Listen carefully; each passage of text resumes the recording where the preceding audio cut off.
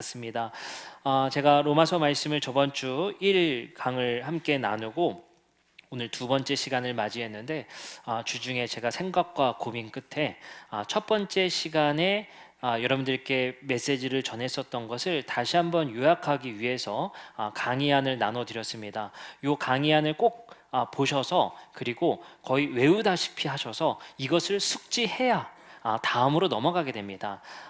마치 우리가 구구단을 외워야 다음 수학 과정으로 넘어갈 수 있듯이 매우 중요한 전제이고 매우 중요한 개념입니다. 그렇기 때문에 빠르게 저번 주에 개념 정리 한번 하고 오늘 말씀으로 이어서 말씀 듣도록 하겠습니다.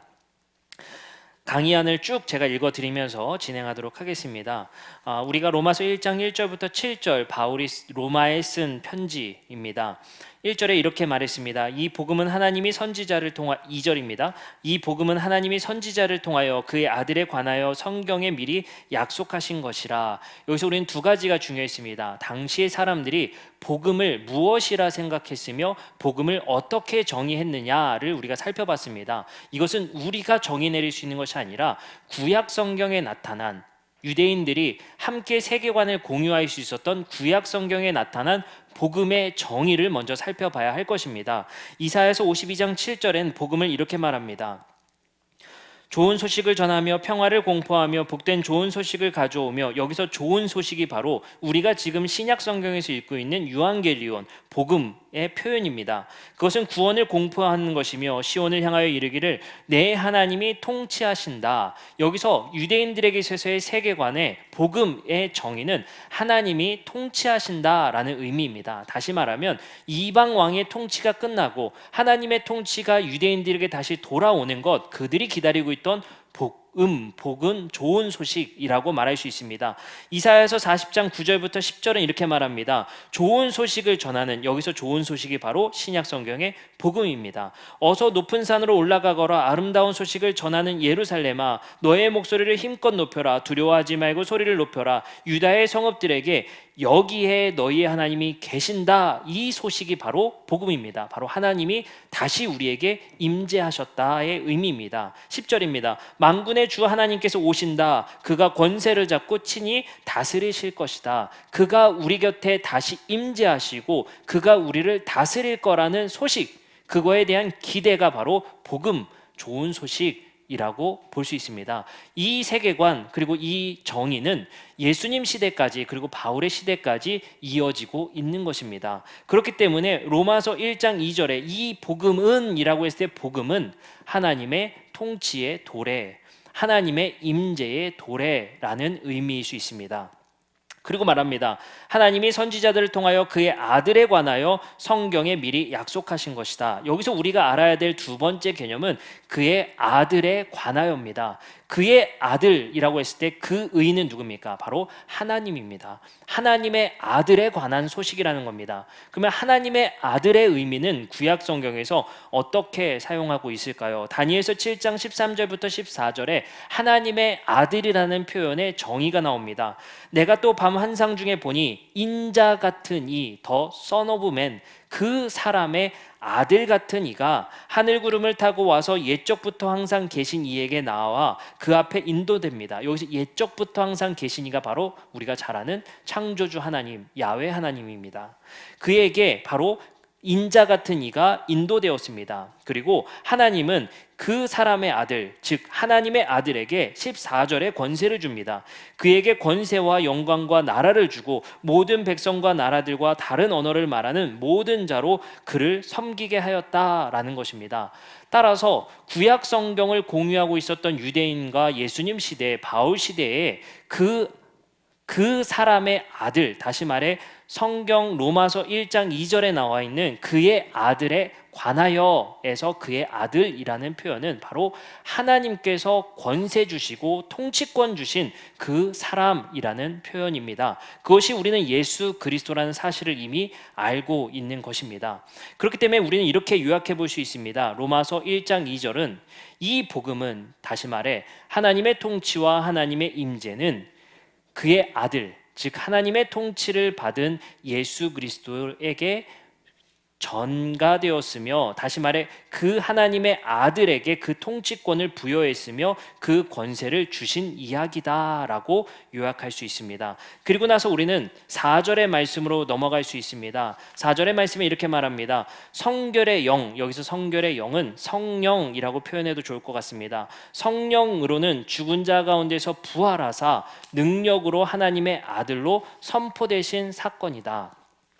여기서 부활이라는 표현을 세 번째로 알아야 합니다. 부활의 개념은 이렇게 표현될 수 있습니다. 사도행전 2장 32절부터 3절에는 부활을 이렇게 정의 내립니다. 이 예수를 하나님이 살리신지라. 부활은 하나님이 살리신 사건이다. 33절 이렇게 말합니다. 하나님이 오른손으로 예수를 높이셨다. 부활과 항상 같이 등장하는 것은 하나님이 살리신 사건이고, 하나님이 살리셔서 그에게 바로 오른손으로 높이셨다.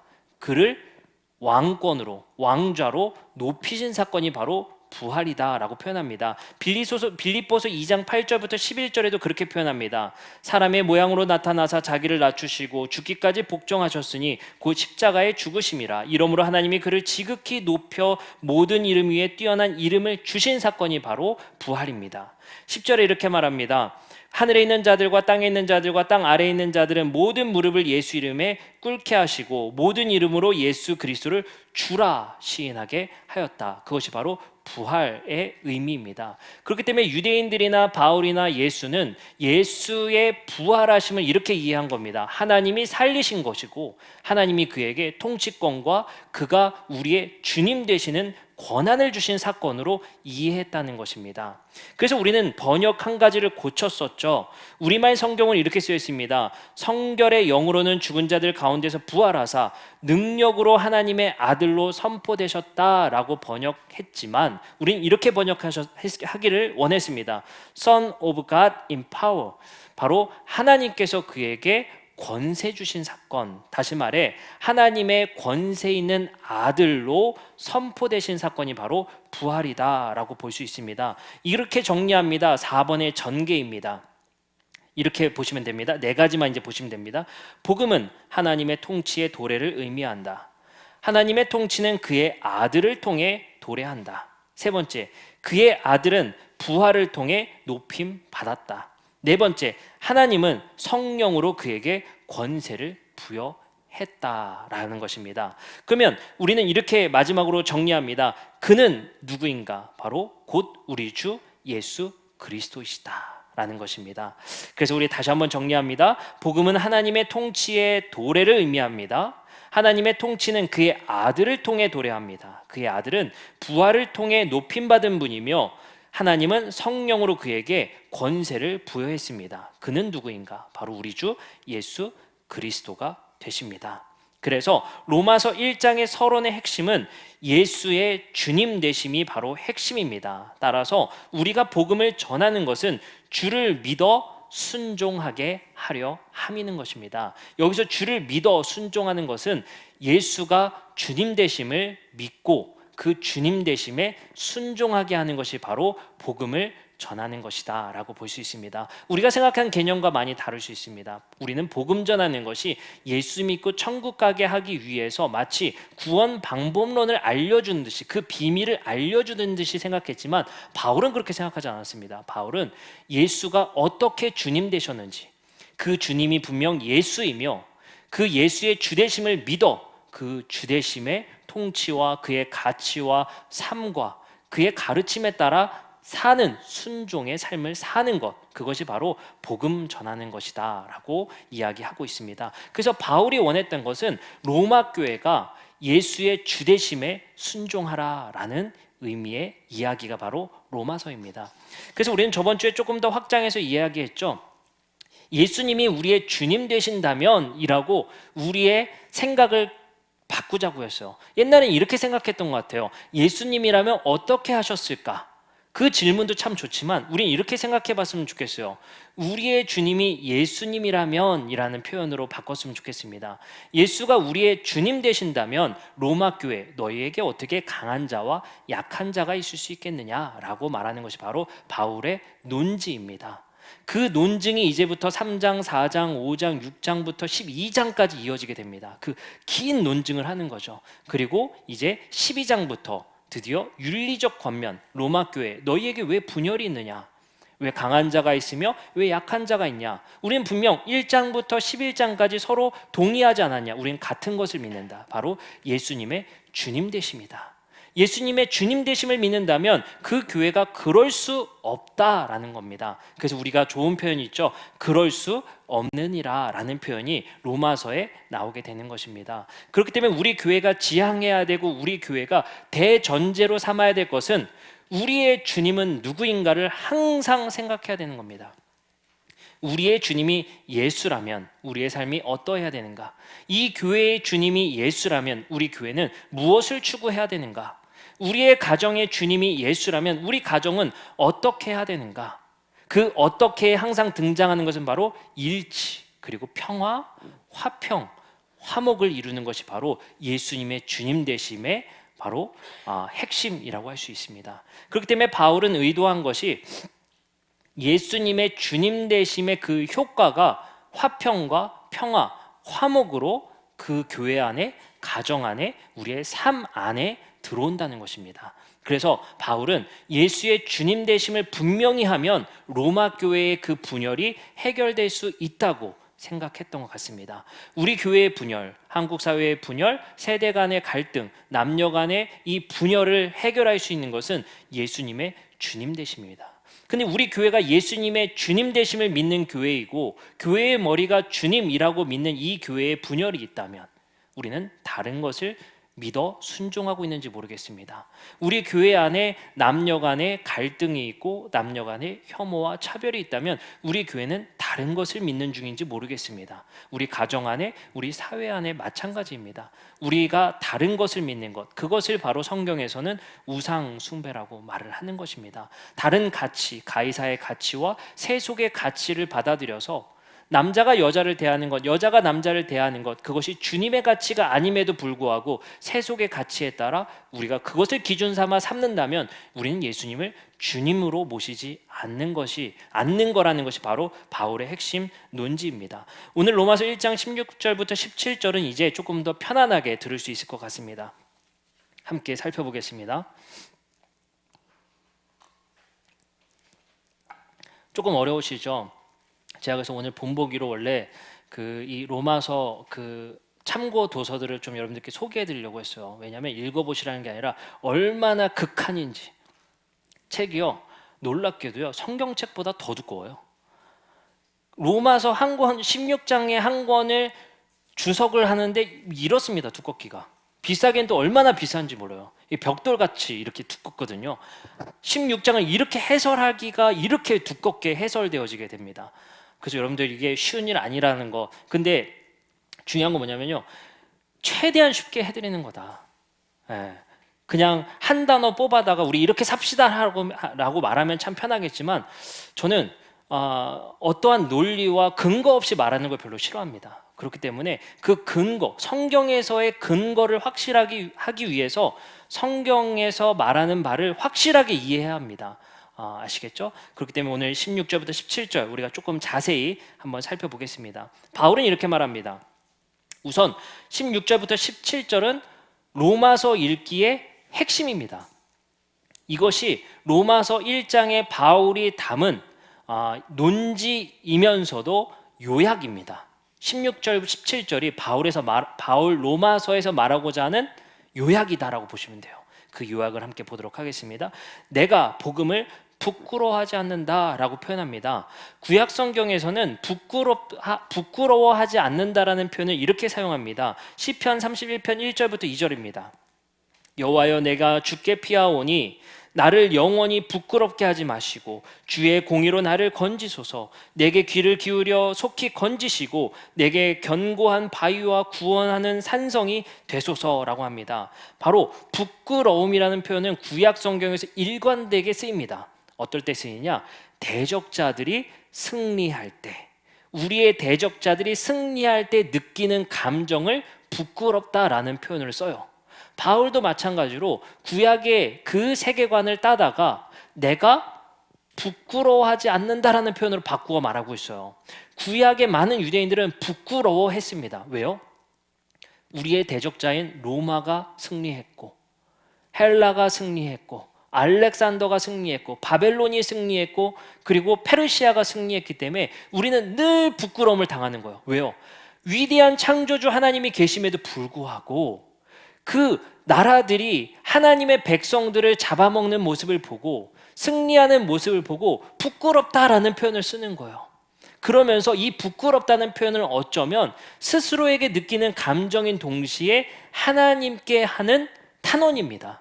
하나님, 우리가 이런 부끄러움을 당하고 있습니다 라는 표현이요. 하나님, 당신은 뭐 하냐는 거예요. 우리가 이렇게 부끄러운 처지에 처해져 있는데 하나님, 당신은 무엇 하시냐는 그 반론이고 탄원이고 탄식입니다. 마치 이런 것 같죠. 제가 고등학교 때 다른 종교를 믿는 친구들이 더 시험 잘 보는 모습을 보고 더 운이 좋은 모습을 보고 하나님 도대체 뭐 하시냐는 거예요.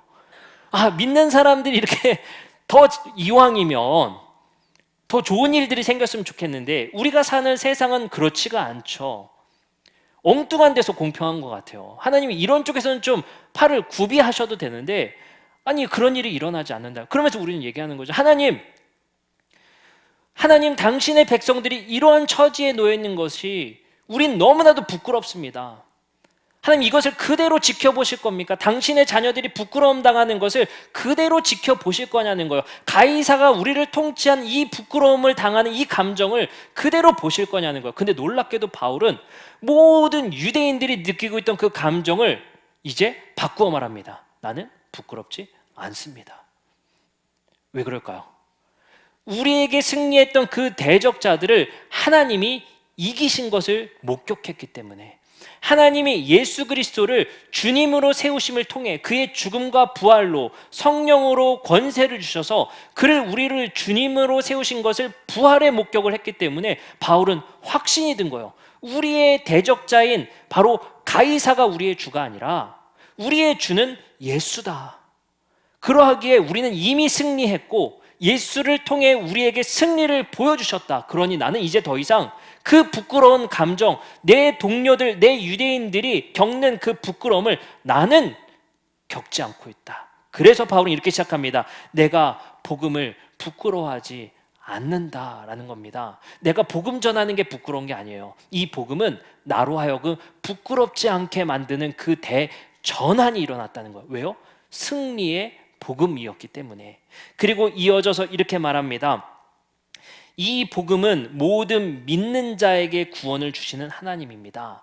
여기서 모든 믿는 자의 믿음, 피스티스라고 하는 이 믿음이라는 건 뭘 믿는 걸까요? 어떤 대상 또는 어떤 정의를 믿으라는 것일까요? 우리는 이미 무엇을 믿어야 될지 앞서 살펴봤습니다. 믿어 순종하게 한다. 뭘 믿어 순종한 거죠? 예수의 주님 되심을 믿어 순종하게 한다라는 거예요. 여기서 그러면 이 복음은 무엇을 믿는 거예요? 예수의 주님 되심을 믿는 것이라는 거예요.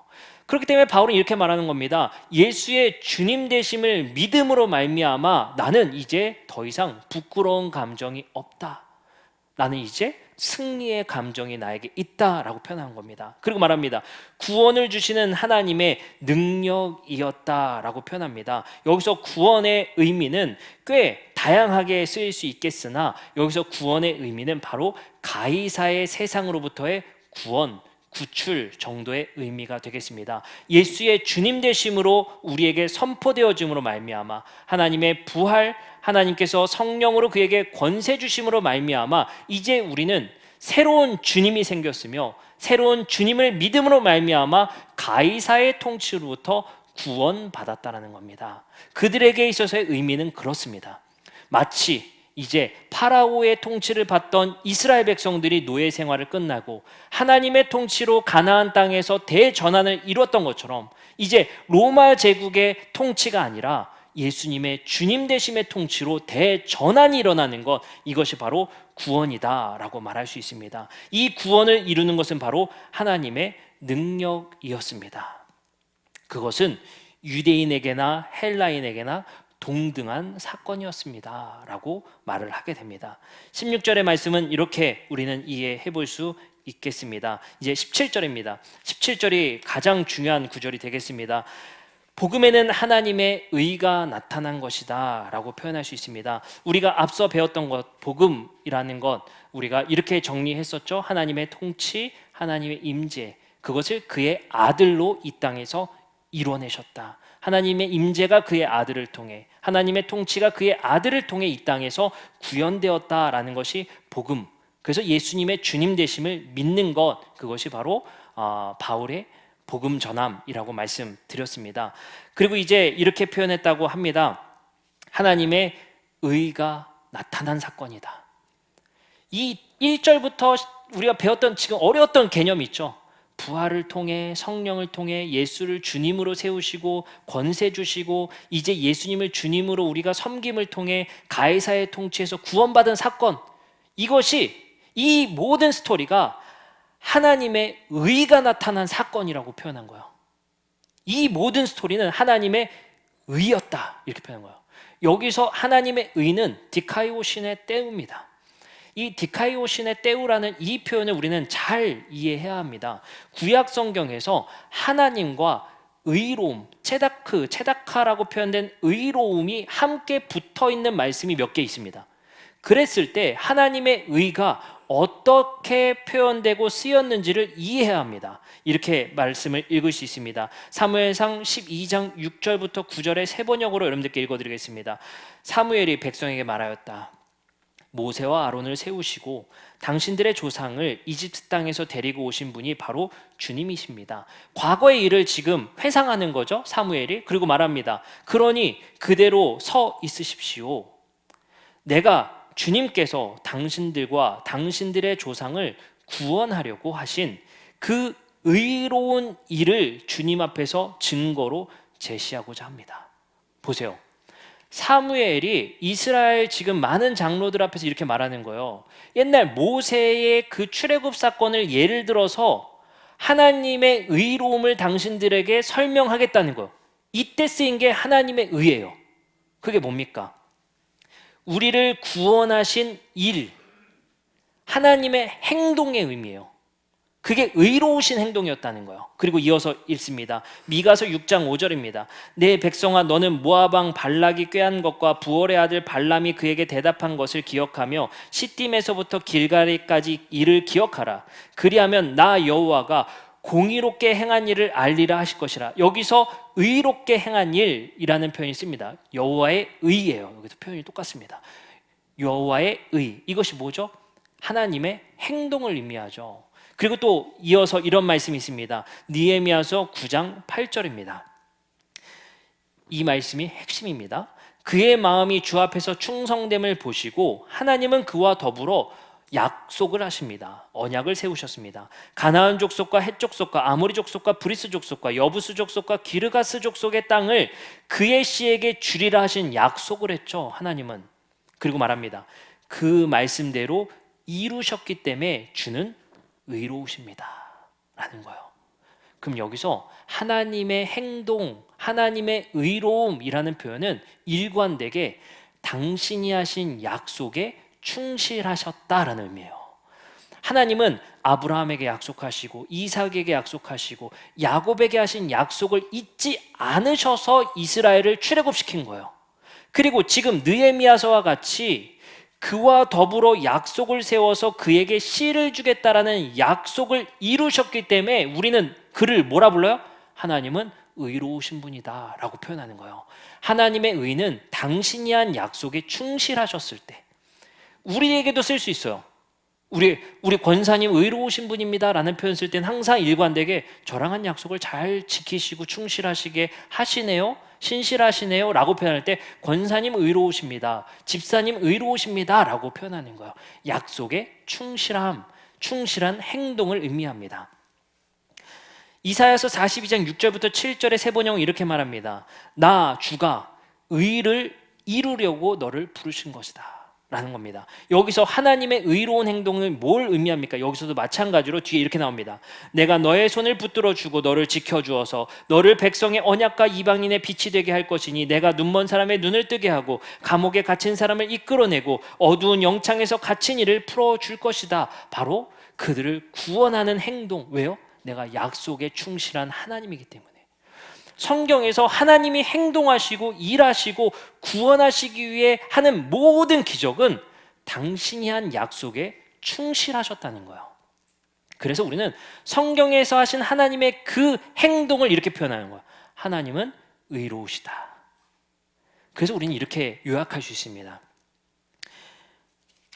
복음에는 하나님의 의가 나타나서, 즉 하나님께서는 이스라엘 백성들이 바벨론 포로에, 가이사의 포로에 노예 생활하는 그들에게 부끄러움으로 그대로 두지 않으시고, 하나님은 침묵하지 않으시고, 당신이 한 약속에 충실하시기 위해서 하나님이 세상을 이처럼 사랑하사 독생자의 아들을 보내시고 그를 부활시키고 그에게 성령으로 권세를 주셔서 당신이 한 약속에 충실히 한 사건이었다라고 정의 내리는 거예요.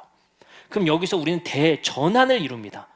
우리는 항상 복음을 이렇게 이해했던 것 같아요. 나에게 필요한 것, 내가 천국 가는 방법, 공식 이렇게 표현했다면 바울은 이렇게 정의 내리는 겁니다. 그 복음은 하나님이 너희에게 얼마나 충실하셨는지를 보여주는 사건이야. 그렇기 때문에 우리는 복음을 이해하고 받아들이면요, 뭘 깨닫게 되는 거냐면요, 하나님을 바라보게 되어 있는 거예요. 근데 우리는 여기에 시선을 돌리질 못해요. 왜요? 다 나 중심적인 복음을 받아들입니다. 나 중심적인 신앙생활을 하게 있는 거예요. 근데 예수를 보내신 이유, 예수를 부활시켜서 성령으로 그에게 권세 주셔서 주님을 믿어 순종하게 하는 그 모든 사건은 하나님 당신이 한 약속에 충실히 이행하셨던 하나님을 보게 하는 거예요. 그 하나님이 우리의 하나님이며 그 하나님이 예수를 주님으로 이 교회에 세우셔서 우리에게 그 신실한 하나님이 예수를 통해 이 땅에 하나님 나라를 구현하고 계시다라는 것을 깨닫게 하고 계신 거예요. 그럼 우리는 눈을 하나님께로 돌려야 되는 거예요. 왜요? 이런 결론이 나오는 겁니다. 그 하나님 믿을 만한 분이다. 그 하나님 당신의 약속에 얼마나 의로우신지를 보여주시기 위해 우리에게 이렇게까지 당신을 보여주시고 아들을 보내주셨다는 사건으로 기가 막히게 우리에게 반전이 이루어지게 되는 것입니다. 로마서 5장 8절은 이렇게 말합니다. 우리가 아직 죄인 되었을 때에 그리스도께서 우리를 위하여 죽으심으로 하나님께서 우리에게 대한 자기의 사랑을 확증하셨느니라. 여기서도 분명히 증언하고 있습니다. 우린 예수의 죽음, 우리를 위해 죽으신 사건, 그거에만 우리는 몰입하는데 바울은 이렇게 전환하라는 거예요. 그리스도께서 우리를 위하여 죽으신 것은 하나님께서 우리에 대한 사랑이 얼마나 큰지를 보여주시기 위한 사건이다. 다른 표현으로는 뭐예요? 하나님 당신이 우리에게 한 약속에 얼마나 충실한 분이신지를 보여주기 위해 당신의 아들을 희생시키시고 그를 부활시키시고 우리의 주님으로 세워주셨다는 거예요.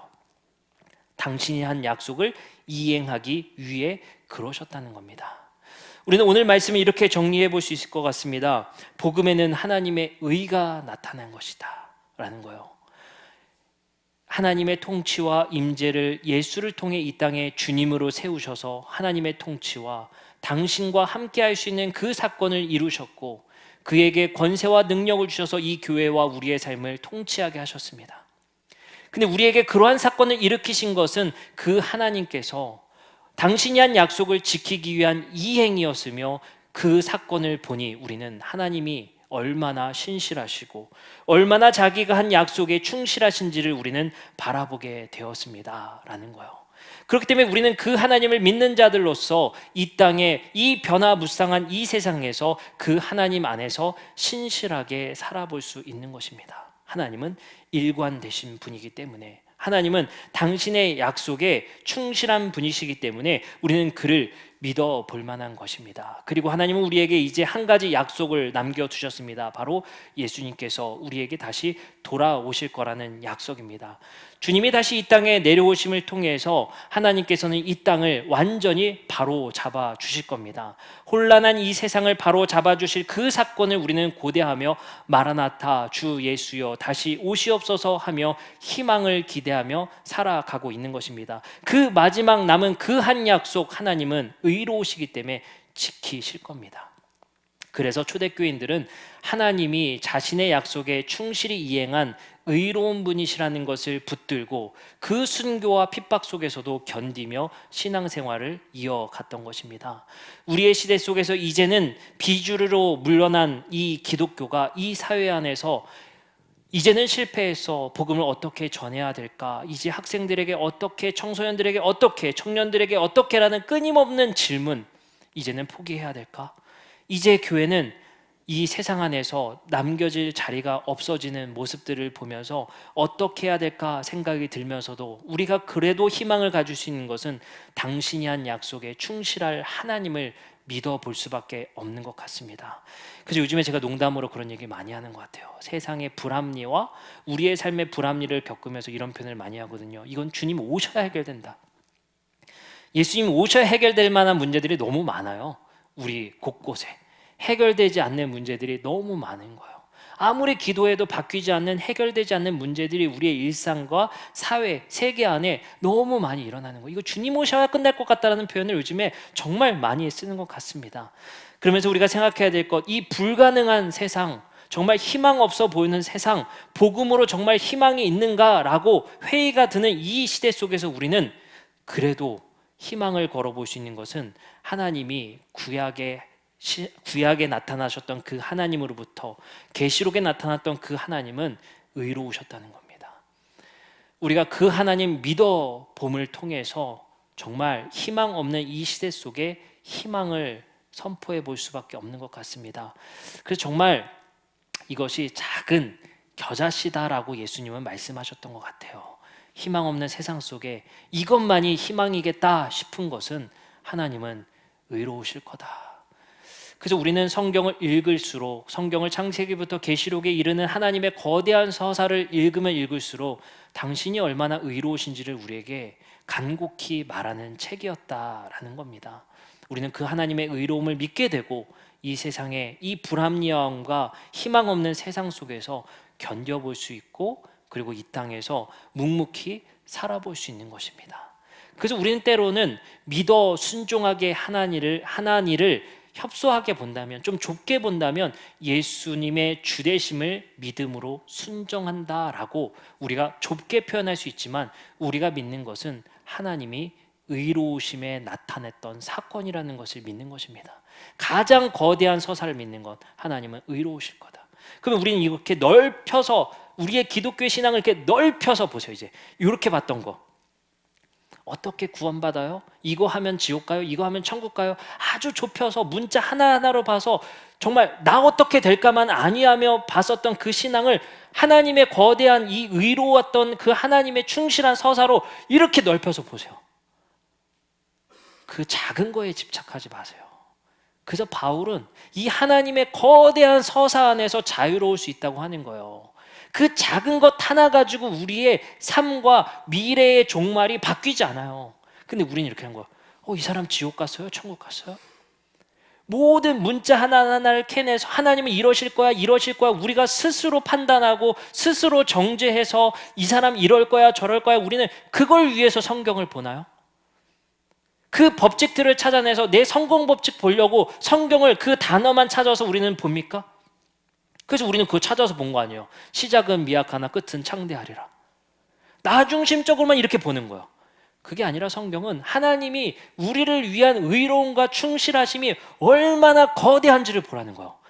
이 거대한 하나님을 만나면요, 신앙이 꽤 넉넉해집니다. 우리의 예배가 꽤 넉넉해지고요, 꽤 우리의 폭도 넉넉해지는 거예요. 그래서 바울은 이 넉넉한 신앙을 로마 교회 너희가 소유해서 너희와 다른 헬라인들을 넉넉한 그 하나님의 거대한 서사 안에서 품어내라는 거예요.